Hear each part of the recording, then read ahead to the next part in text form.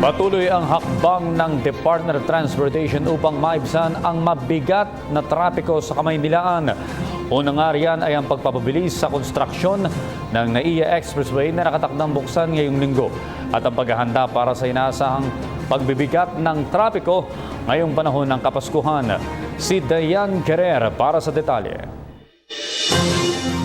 Iminungkahi ni DOTR spokesperson Cherry Mercado na malaking tulong sa mga motoristang dumadaan sa NAIA ang pagbubukas ng NAIA Expressway o NAIAC sa Setyembre 22. Obviously, ito ay magiging beneficial kasi yung traffic dun sa area na yon matindi dun sa may NAIA.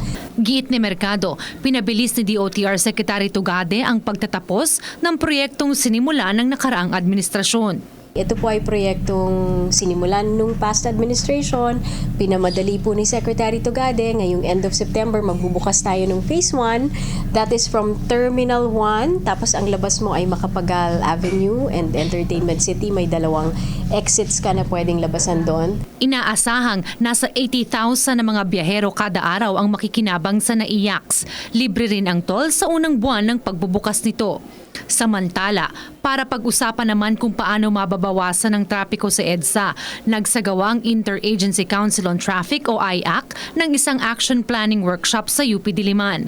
Kasama sa workshop ang HPG, LTO, LTFRB, MMDA, DPWH at traffic enforcers ng LGU sa Metro Manila. Napag-usapan na may build-up ng sasakyan sa EDSA dahil ang kapasidad ng bawat lane ay dapat nasa 10,200 na sasakyan lamang kada oras. Subalit, ang dumaraan dito ay nasa 18,000 na sasakyan kada oras sa isang lane.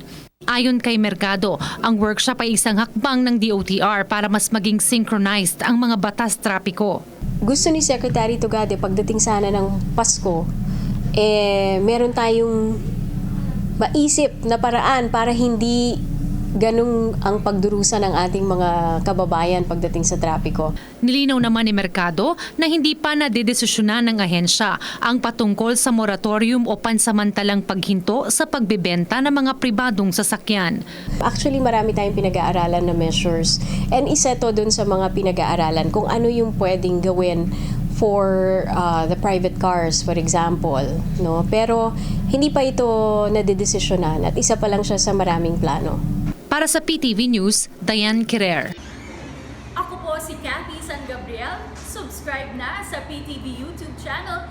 I-click lang po ang subscribe button.